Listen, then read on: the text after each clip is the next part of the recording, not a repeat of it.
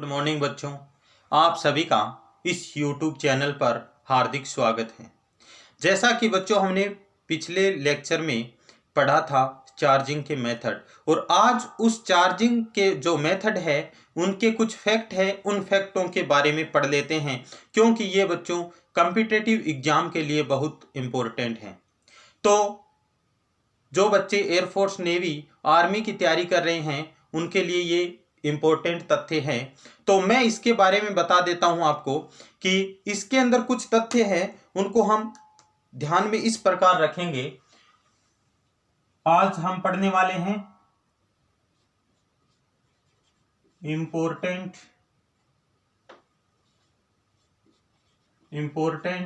Fact या important point किसके? Charging के।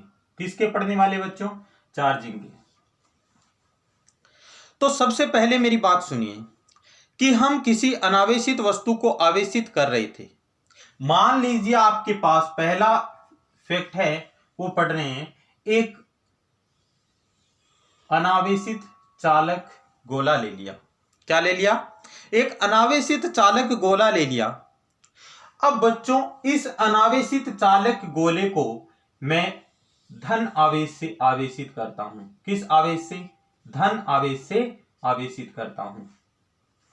एक तो मैं इसे धनावेशित कर दिया और दूसरी तरफ उतने ही परिमाण में मैं इसे ऋणावेशित कर देता हूं, यानी उतनी ही मात्रा में इसे क्या कर दिया जाता है? ऋणावेशित कर दिया जाता है। अब यहां से एक अच्छा क्वेश्चन ये बनता है कि बच्चों मैंने इसको धनावेशित किया और इसी चालक गोले को उतनी ही मात्रा में इसको मैंने क्या किया? ऋणावेशित किया। तो ध्यान रखने की बात यह है कि बच्चों आपको पता चल रहा है कि इससे इलेक्ट्रॉन निकाले गए हैं, जबकि इसमें इलेक्ट्रॉन प्रवेश करवाए गए हैं। तो कहने का मतलब ये जो इलेक्ट्रॉन है इसका तो कुछ न कुछ मास होता है बच्चों, इसका कुछ न कुछ मास होता है। और इलेक्ट्रॉन का जो मास है वो कितना होता है आपको पता है? इलेक्ट्रॉन का जो मास है वो बच्चों 9.10 इंटू 10 की पावर -31 kg होता है। तो बच्चों कुछ न बहुत कम है लेकिन कुछ न कुछ है। तो इसका मतलब ये जो द्रव्यमान है, ये द्रव्यमान इसके अंदर जाएगा तो इस गोले का, ये जो चालक गोला था अनावेशित, इसका द्रव्यमान बढ़ेगा और इससे बाहर निकलेंगे इलेक्ट्रॉन तो द्रव्यमान क्या होगा? घटेगा। लेकिन ये अपेक्षाकृत बहुत कम होता है, यानी इनकी तुलना की जाए इन द्रव्यमानों की तो बहुत कम होती है, उपेक्षणीय होती है। लेकिन बच्चों यदि आपको क्वेश्चन पूछ लिया जाए कि एक उदासीन चालक गोला है और उस उदासीन चालक गोला, जरूरी नहीं है कि अनावेशित आप चालक गोला ही ले, उदासीन आप कोई भी वस्तु ले सकते हो चाहे वो, लेकिन होनी चाहिए चालक और उदासीन। और उसको क्या करना है? आपको आवेशित करना है, एक बार धनावेशित करना है और एक बार ऋणावेशित। लेकिन आवेश का मात्रा यानी परिमाण है वो क्या होना चाहिए? समान होना चाहिए दोनों में। तो आप यहां पर क्या पाओगे? आप पाओगे कि इसका जो द्रव्यमान है इसकी तुलना में क्या हुआ बच्चों? घटा है। इसका जो मास था वो घट गया। उदासीन चालक गोले की तुलना में इसका आवेश था वो क्या हो गया? द्रव्यमान था वो क्या हो गया? घट गया। जबकि इसका जो मास है वो क्या होगा बच्चों? बढ़ेगा। इसका मास है वो क्या होगा? बढ़ेगा। तो आपको यहां से 3-4 क्वेश्चन पूछे जा सकते हैं। तो वो किस प्रकार पूछेगा? ये पूछेगा, एक उदासीन चालक वस्तु को यदि धनावेशित किया जाए तो उसके द्रव्यमान में क्या इफेक्ट पड़ता है? तो उसका द्रव्यमान घटता है। जबकि उसी को ऋणावेशित किया जाए तो उसका द्रव्यमान बढ़ता है।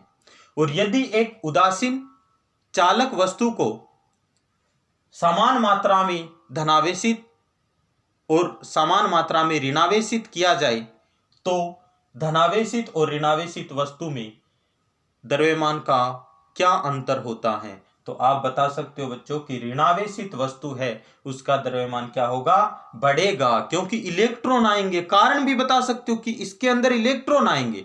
जबकि आप कह सकते हो कि धनावेशित वस्तु, तो धनावेशित वस्तु से इलेक्ट्रॉन निकाले गए हैं, इसका मतलब क्या हुआ बच्चों, इससे इलेक्ट्रॉन निकल गए, तो इलेक्ट्रॉन निकल गए तो इसका मतलब इसका द्रव्यमान घटेगा। लेकिन ये जो धनावेशित और ये ऋणावेशित वस्तु है, इन दोनों का द्रव्यमानों की तुलना की जाए तो बच्चों ये उपेक्षणीय होती है, बहुत कम अंतर होता है। मेरी बात यहां समझ में आई होगी। तो पहला इफेक्ट यही है कि एक उदासीन अचालक, एक उदासीन अनावेशित वस्तु को जब आवेशित किया जाता है तो उसके द्रव्यमान में क्या अंतर आता है यदि उसको धनावेशित किया जाए और यदि उसको ऋणावेशित किया जाए। तो धनावेशित किया जाएगा तो क्या होगा बच्चों, उसका द्रव्यमान घटेगा, और ऋणावेशित किया जाएगा तो उस वस्तु का द्रव्यमान क्या होगा, बढ़ेगा। और यदि इनको दोनों को समान मात्रा में धनावेशित और ऋणावेशित की जाए तो धनावेशित और ऋणावेशित वस्तु के द्रव्यमानों में क्या अंतर होगा, धनावेशित वस्तु का द्रव्यमान कम होगा और ऋणावेशित वस्तु का द्रव्यमान ज्यादा होगा। ये पहला इफेक्ट है। ये बच्चों कॉम्पिटिटिव एग्जाम के लिए इंपॉर्टेंट है। 1 नंबर का क्वेश्चन पूछने वाला यहां से पूछ भी सकता है बोर्ड एग्जाम में भी, लेकिन मैं साथ में बच्चों जो कॉम्पिटिटिव एग्जाम है उसको भी साथ में लेकर चल रहा हूं, जबकि आपको कभी आगे दिक्कत ना आए। ये पहला इफेक्ट था। दूसरे फैक्ट की बात करें तो दूसरा फैक्ट है बच्चों, जैसे हम विद्युतीकरण पढ़ते हैं, यानी वस्तुओं को आवेशित करते हैं और फिर पता लगाते हैं कि वस्तु धनावेशित है या ऋणावेशित, तो वस्तु का धनावेशित या ऋणावेशित का पता लगाने के लिए, यानी विद्युतीकरण के लिए, किसके लिए, विद्युतीकरण के लिए बच्चों, विद्युतीकरण को समझने के लिए आपको प्रतिकर्षण का सहारा लेना पड़ेगा। किसका, प्रतिकर्षण का, ना कि आकर्षण का। यानी हम विद्युतीकरण को समझने के लिए प्रतिकर्षण का सहारा लेंगे, ना कि आकर्षण का। किसका, प्रतिकर्षण का, ना कि आकर्षण का। अब आकर्षण का क्यों नहीं लेंगे सर? आकर्षण का इसलिए नहीं लेंगे बच्चों कि आकर्षण अनावेशित वस्तु और आवेशित वस्तु के बीच में भी हो सकता है, जबकि प्रतिकर्षण अनावेशित वस्तु और आवेशित वस्तु के बीच में नहीं होगा।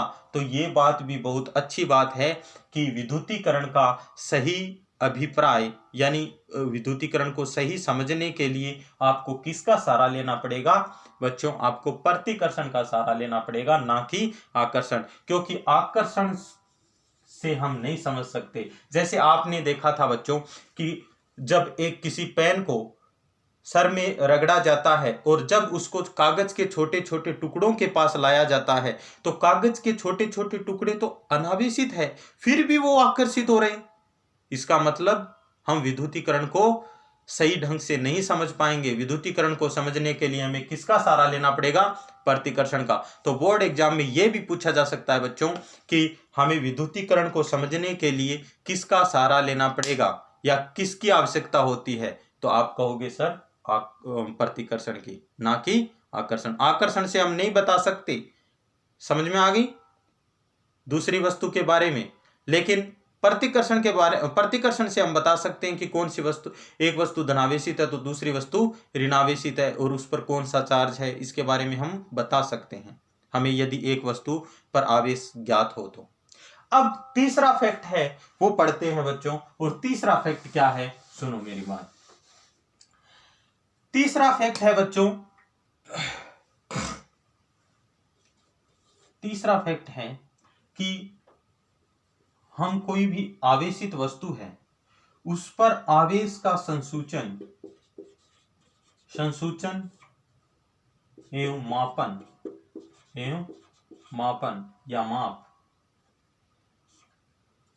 करने के लिए हमारे पास कई युक्तियां होती हैं जिनके नाम आपको पता होना चाहिए। जैसे बच्चों हम स्वर्ण पत्थर विद्युतदर्शी से कर सकते हैं, स्वर्ण पत्थर विद्युतदर्शी से कर सकते हैं। नंबर 2 वोल्ट मीटर से भी कर सकते हैं। किससे? वोल्ट मीटर से। नंबर 3 प्रक्षेप धारामापी से भी कर सकते हैं।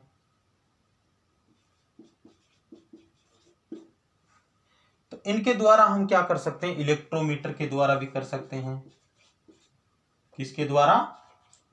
इलेक्ट्रोमीटर।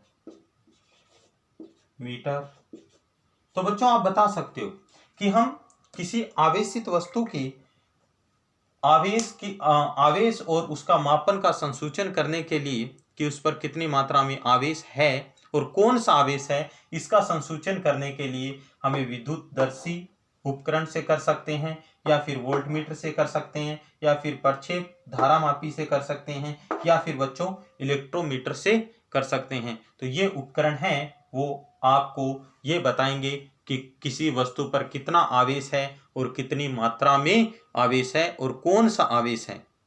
समझ में आ गई? यानी कौन सा आवेश और कितनी मात्रा में आवेश है, इसके बारे में कौन बताता है?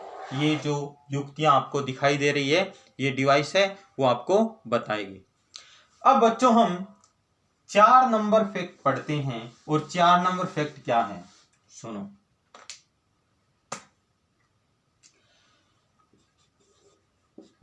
एक्स रे यानी एक्स किरणें हैं, उनकी यदि वेवलेंथ की रेंज 0.1 एंगस्ट्रम से यदि 10 एंगस्ट्रम तक ली जाए, कितनी ली जाए? 10 एंगस्ट्रम वेवलेंथ की यदि एक्स रे ली जाए और उनको किसी धातु पर डाला जाए, तो बच्चों ये धातु के इलेक्ट्रॉनों को क्या करती है? उत्सर्जित करती है। धातु के इलेक्ट्रॉनों को क्या करेगी? उत्सर्जित करेगी। कौन? X ray.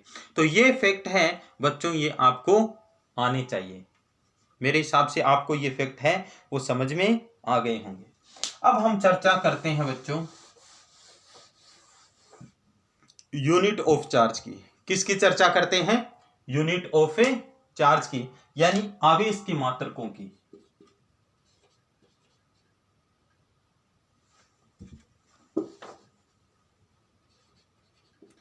Unit of charge की बात करते हैं। तो ध्यान से सुनो बच्चों, आवेश का मात्रक है, यानी लिख सकते हो आवेश के मात्रक। अब ध्यान से सुनो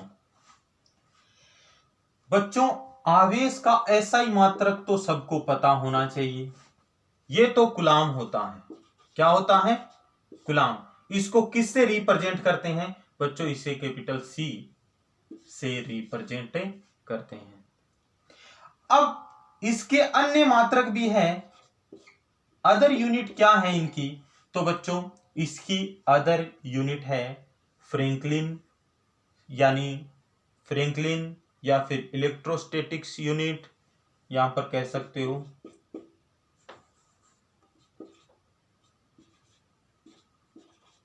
फ्रैंकलिन या इलेक्ट्रोस्टैटिक यूनिट, शॉर्ट में लिख देता हूं मैं। इसके अन्य मात्रक फैराडे, इसका जो अन्य मात्रक है वो फैराडे भी हो सकता है, माइक्रोकुलाम, नैनोकुलाम ये भी हो सकते हैं। तो सबसे पहले मैं बात कर लेता हूं बच्चों स्टेट कुलाम। सबसे पहले मैं बात करता हूं ये फ्रैंकलिन या स्टेट कुलाम या इलेक्ट्रोस्टैटिक यूनिट, स्टेट कुलाम, ये तीनों एक ही है। तो बच्चों सबसे छोटा मात्रक है वो फ्रैंकलिन होता है, और आवेश का सबसे बड़ा मात्रक है वो फैराडे होता है। तो नोट में लिख सकते हो कि आवेश का सबसे छोटा मात्रक है वो है फ्रैंकलिन, और आवेश का सबसे बड़ा मात्रक है वो है बच्चों फैराडे। क्या है? फैराडे। और सबसे छोटा मात्रक फ्रैंकलिन। तो मेरे हिसाब से ये मात्रक समझ में आ गए होंगे। अब बच्चों हम इनमें रिलेशन भी इनकी रिलेशन की भी बात कर लेते हैं कि जैसे एक कूलाम है, उसके अंदर बच्चों एक कूलाम के अंदर 3 × 10⁹ इलेक्ट्रोस्टैटिक यूनिट होते हैं। कितने? 3 × 10⁹ फ्रैंकलिन या फिर आप कह सकते हो इलेक्ट्रोस्टैट यूनिट। ठीक है। अब बात करते हैं बच्चों कि एक फैराडे है उसमें कितने होते हैं, तो आप कहोगे सर 96,500 गुलाम होते हैं। तो ये रिलेशन भी आपको पता होना चाहिए कि एक गुलाम में कितने स्टेट गुलाम होते हैं, या फिर आप इलेक्ट्रोस्टैटिक यूनिट कह सकते हो। इलेक्ट्रोस्टैटिक यूनिट कितनी होती है, तो आप कहोगे बच्चों 3 × 10⁹ इलेक्ट्रोस्टैटिक यूनिट। और यदि एक फैराडे के अंदर पूछा जाए तो बच्चों कितने गुलाम होते हैं, 96,500 गुलाम। तो सबसे बड़ा मात्रक आवेश का फैराडे और सबसे छोटा मात्रक इलेक्ट्रोस्टैटिक यूनिट। ये बात क्लियर हो गई है बच्चों। अब आपको मैं इसकी डायमेंशन बताता हूं, इसकी विमा क्या है, इसकी विमा के बारे में भी आपको जानना जरूरी है। किसकी, चार्ज की विमा क्या है। तो चार्ज की विमा यानी डायमेंशन क्या है, तो बच्चों चार्ज की विमा आपको पहले पता होना चाहिए कि किसी चालक के अंदर जो धारा प्रवाहित होती है, जो करंट है, वो I इक्वल होता है Q/t। यानी कहने का मतलब किसी चालक में आवेश प्रवाह की दर क्या कहलाती है, विद्युत धारा। किसी चालक में आवेश प्रवाह की दर क्या कहलाएगी, विद्युत धारा। तो बच्चों आप समझते हो कि आवेश का आपने 11th क्लास में मात्रक पढ़ा है कि इसका मात्रक गुलाम होता है, और अब भी पढ़ा है। और इस समय का मात्रक सबको पता है, सेकंड होता है। और इन यूनिटों के बारे में आपने बच्चों कहां पढ़ा है, आपने 11th क्लास में भी पढ़ा है। और बच्चों ये जो आई है इसका मात्रक क्या होता है, इसका मात्रक क्या होता है, तो इसका मात्रक आप बताओगे क्या होता है, एम्पियर। तो हमें गुलाम की तो आवश्यकता नहीं है, तो हम क्यू लिख देते हैं। तो क्यू की तो हमें क्या निकालनी है, डायमेंशन यानी विमा निकालनी है। तो हम कह सकते हैं बच्चों की क्यू इक्वल क्या हो गया फिर, ए एस। क्या हो गया, ए एस। क्यों, क्योंकि आई का जो मात्रक है, यूनिट है, वो क्या है, एम्पियर। और टी की जो यूनिट है वो क्या है, सेकेंड। तो यहां से हम इसकी विमा निकालेंगे, तो इसकी विमा है वो लिख सकते हैं N0L0T1, क्योंकि समय, और A1 ये इसकी विमा है। तो बच्चों क्वेश्चन 1 नंबर का ये भी पूछा जा सकता है कि आपको चार्ज की विमा बतानी है। तो चार्ज की विमा क्या होगी, M0L0T1 और A1। मेरी बात समझ में आ गई होगी, ये इसकी क्या है, विमा है। अब बच्चों हम पढ़ेंगे इलेक्ट्रोस्कोप के बारे में। किसके बारे में, इलेक्ट्रोस्कोप के बारे में। तो अब हेडिंग डाल सकते हो,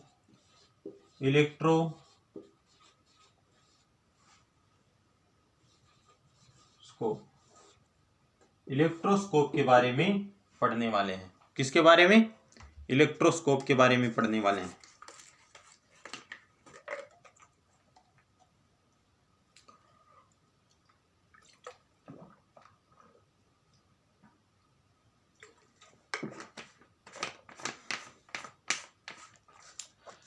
तो इलेक्ट्रोस्कोप क्या होता है इसके बारे में सुनिए बच्चों। इलेक्ट्रोस्कोप एक ऐसी युक्ति है, मैंने आपको बताया है अभी, क्या होता है इसका नाम, विद्युतदर्शी। क्या नाम है इसका, विद्युतदर्शी।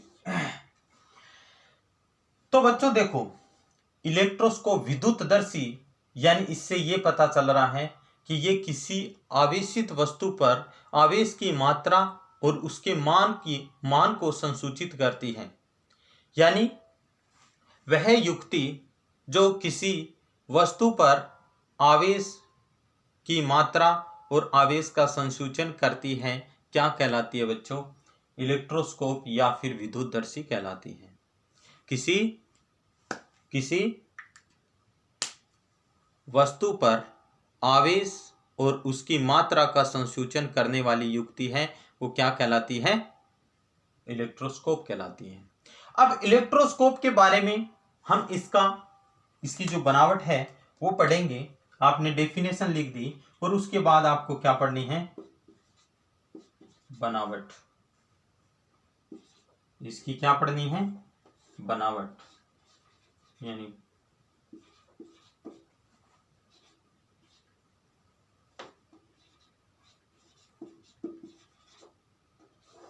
कॉन्स्ट्रक्शन, इसकी बनावट पढ़नी है, इसका स्ट्रक्चर पढ़ना है कि किस प्रकार की इसकी बनावटें होती हैं।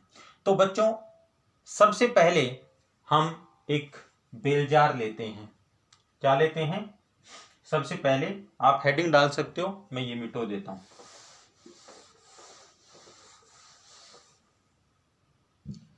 सबसे पहले आपको एक कांच का बेलजार लेना पड़ेगा। आप बना सकते हो खुद। ये बेलजार ले लिया, किसका है? कांच का। किसका बेलजार है बच्चों? ये कांच का बेलजार है। और इस बेलजार में आपको क्या करना है, ध्यान से सुनो। इसके अंदर यहां पर बच्चों टिन की पनियां लगानी है। क्या लगानी है? ये है टिन की पन्नी। किसकी पन्नी? टिन की पन्नी। और बच्चों यहां पर एक धात्विक छड़ लगी होती है, या आप बनाओ तो लगा सकते हो। यहां पर क्या लगाओगे? धात्विक छड़। ये मैंने क्या लगा दी? धात्विक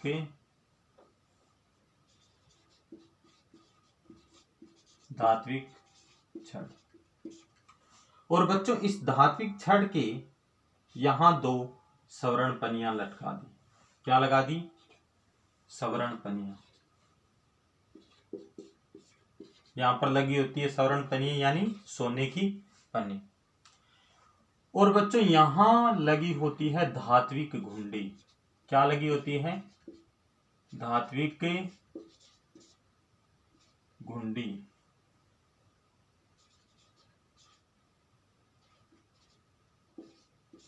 यहां पर लगी होती है धात्विक घुंडी। और ये जो दिखाई दे रहा है, यहां पर ये जो पोर्शन होता है, ये बच्चों बना होता है कुचालक यानी कॉर्क का।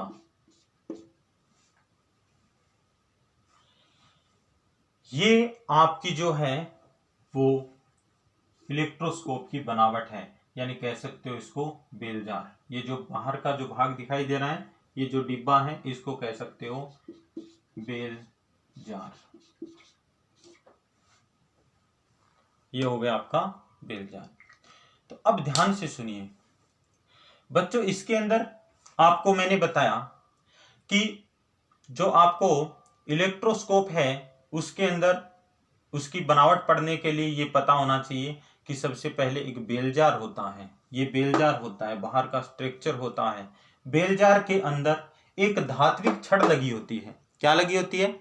एक धात्विक छड़ लगी होती है। और उस धात्विक छड़ के ऊपरी सिरे पर तो बच्चों लगी होती है धात्विक घुंडी, और नीचे का जो सिरा है उस पर लगी होती है सवर्ण पनियां।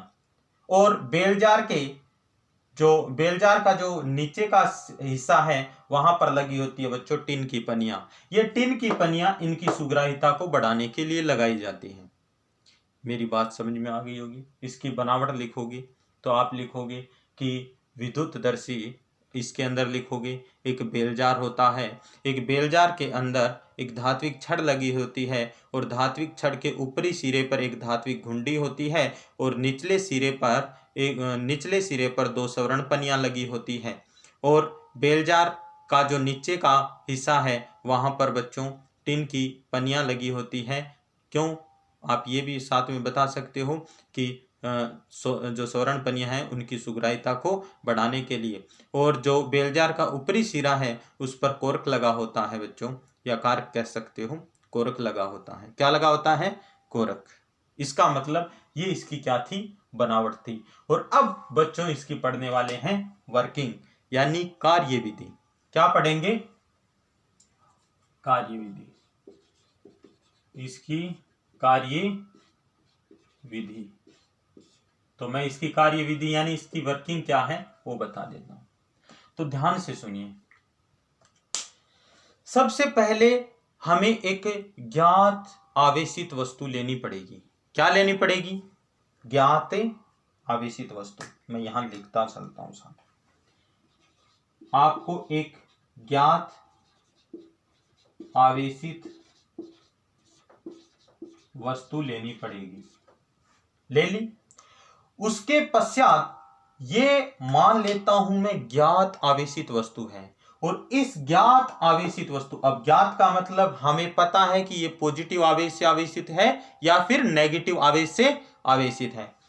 इस ज्ञात आवेशित वस्तु को मैं इस धात्विक घुंडी से स्पर्श करवाऊंगा, तो इसमें यदि पॉजिटिव है तो पॉजिटिव धात्विक घुंडी से धात्विक छड़ में चले जाएंगे और धात्विक छड़ से स्वर्ण पनियों में चले जाएंगे। मैं मान लेता हूं इन पर क्या है, इस पर क्या है पहले से पॉजिटिव, लेकिन मुझे इसका पता होना चाहिए कि इस पर कौन सा आवेश है। इस पर पॉजिटिव है और मैंने इसको स्पर्श करवाया, और स्पर्श करवाते ही ये जो पॉजिटिव थे वो कहां चले गए, धात्विक घुंडी में।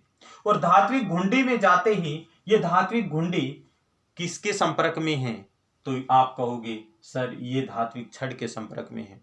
और जैसे इस धात्विक घुंडी के पास ये पॉजिटिव आवेश आएंगे, ये इस धात्विक छड़ से होते हुए स्वर्ण पनियों तक पहुंच जाएंगे, क्योंकि इसकी सुग्राहिता ज्यादा है। और जैसे ये आवेश है वो बच्चों इस स्वर्ण पनियों तक पहुंचेंगे, तो इन स्वर्ण पनियों पर आकर यहां पर भी रहेंगे, लेकिन स्वर्ण पनियों पर आकर स्वर्ण पनियों का फैलाव कर देंगे। इसका मतलब यहां तक आपको पता था, क्योंकि दोनों में पॉजिटिव आवेश आए, ये पॉजिटिव आवेश दिया गया तो पॉजिटिव आवेश आएगा।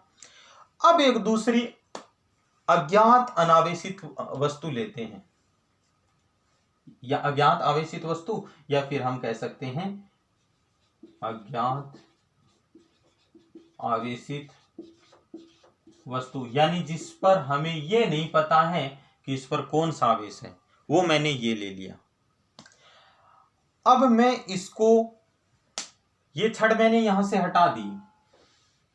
अब इस पर आपको पता हो गया कि कौन सा चार्ज आ गया, पॉजिटिव चार्ज आ गया। इस पर कौन सा चार्ज आ गए, पॉजिटिव चार्ज आ गए। इस पर पॉजिटिव चार्ज आ गए। इसका मतलब इनका फैलाव बढ़ गया, इनका फैलाव क्या हो गया, बढ़ गया। अब क्या होता है बच्चों, जैसे ही मैं, ये जो डस्टर है ये अज्ञात आवेशित वस्तु है, कौन सी, अज्ञात आवेशित वस्तु। और जैसे इस डस्टर को मैं इससे स्पर्श करवाऊंगा, किससे, धात्विक के घुंडी से, और जैसे ही धात्विक घुंडी से स्पर्श करवाऊंगा तो ये धात्विक घुंडी के अंदर ये आवेश है वो चले जाएंगे, यानी ये आवेश इस पर जाएंगे और यहां से होते हुए फिर उसी प्रक्रिया के द्वारा यहां पर आएंगे। अब बच्चों ध्यान देने योग्य बात यह है कि यदि ये पॉजिटिव आवेश से आवेशित है तो इन स्वर्ण पनियों का फैलाव बढ़ेगा, क्योंकि पहले पॉजिटिव आवेश है और पॉजिटिव आवेश आ गया, तो बताओ बढ़ेगा या नहीं, क्योंकि यहां पॉजिटिव आवेशों की मात्रा क्या होगी, ज्यादा होगी। तो समान आवेश यानी सहजातीय आवेश एक दूसरे को क्या करते हैं, प्रतिकर्षित करते हैं। यदि ये पॉजिटिव आवेश से आवेशित हुई तो हमें पता चल जाएगा कि यहां फैलाव बढ़ेगा, सही बात है। जबकि अब मैं एक इसी वस्तु को इससे स्पर्श करवाता हूं, ये पॉजिटिव आवेश से आवेशित नहीं है, ये नेगेटिव आवेश से आवेशित है, और इसको स्पर्श करवाऊंगा तो आप क्या पाओगे कि ये जो नेगेटिव आवेश है अब बच्चों इन पॉजिटिव आवेशों को क्या करेंगे, निरस्त करेंगे, और यहां पर भी आएंगे तो ये नेगेटिव आवेश है, ये जो नेगेटिव आवेश अब दिए गए हैं ये इन पॉजिटिव आवेशों को क्या करेंगे, निरस्त करेंगे। मान लीजिए ये इनको निरस्त कर दिया, तो अब पॉजिटिव आवेशों की मात्रा कितनी बची है, इतनी तो बची, कम हो गई, पहले की तुलना में कम हो गई। इसका मतलब अब फैलाव क्या होगा, घटेगा, क्योंकि यहां पर पहले आवेश धनावेश समान आवेश ज्यादा था, अब समान आवेश की मात्रा कम हो गई, इसलिए ये स्वर्ण पनियों के बीच की जो दूरी है वो क्या हो जाएगी, डिस्टेंस है वो क्या हो जाएगी, कम हो जाएगी। इसका मतलब अब हमें पता चल गया कि इस पर क्या है, ऋणावेशित, इस पर क्या है, ऋणावेश। तो हाँ, कहने का मतलब ये है कि हम पता कर सकते हैं कि इस पर धनावेश है या ऋणावेश, लेकिन हमें पहले किसकी आवश्यकता होगी, ज्ञात आवेशित वस्तु की आवश्यकता होगी। और ज्ञात आवेशित वस्तु एक है तो हम दूसरी अज्ञात आवेशित वस्तु का भी पता कर सकते हैं। दूसरी अज्ञात आवेशित वस्तु है वो इसके संपर्क में लाएंगे तो हमें पता चल जाएगा। तो आप कहोगे सर कार्यविधि कैसे लिखेंगे, तो कार्यविधि इस प्रकार लिखेंगे कि सबसे पहले एक ज्ञात आवेशित वस्तु, आपने इसकी बनावट तो लिख ली, ज्ञात आवेशित वस्तु है वो जो विद्युतदर्शी है उसकी धात्विक घुंडी से स्पर्श करवाते हैं और उस पर मान लेते हैं, उस पर हमें पता है कि पॉजिटिव आवेश है या नेगेटिव आवेश है, वो तो आपको पता होना चाहिए कि पॉजिटिव आवेश है या नेगेटिव। हम ज्ञात आवेशित वस्तु को धात्विक घुंडी से क्या करते हैं, स्पर्श करवाते हैं। तो ये आवेश है वो धात्विक छड़ से होते हुए जो स्वर्ण पन्नी है वहां तक पहुंच जाते हैं और स्वर्ण पन्नियों का फैलाव क्या कर देते हैं, बढ़ा देते हैं। अब एक दूसरी इस जो ये वस्तु थी, आवेशित वस्तु थी, इसको हटा लेते हैं और फिर हम लाते हैं अज्ञात आवेशित वस्तु, और इस अज्ञात आवेशित वस्तु को क्या करते हैं, फिर हम धात्विक घुंडी से स्पर्श करवाते हैं। तो यदि अज्ञात आवेशित वस्तु पर आवेश ज्ञात आवेशित वस्तु के समान होगा, यदि इसके इक्वल होगा तो स्वर्ण पन्नियों का फैलाव है वो बच्चों बढ़ेगा। क्या होगा, बढ़ेगा। क्या होगा, बढ़ेगा। लेकिन यदि इन दोनों का आवेश समान परिमाण का, यदि हम कह सकते हैं कि इनका आवेश है वो एक जैसा नहीं होगा, यानी समान नहीं होगा। समान का मतलब यहाँ पर ये नहीं है कि मात्रा में समान, यानी यहाँ पर धनावेश या ऋणावेश, ठीक है। तो कहने का मतलब यदि ये इक्वल नहीं होगा तो उस कंडीशन में फैलाव घटेगा स्वर्ण पन्नियों का। तो मेरे हिसाब से आपको इसकी पूरी की पूरी कार्यविधि समझ में आ गई होगी बच्चों। अब इससे आगे का जो लेक्चर है वो आगे पढ़ेंगे। थैंक्स।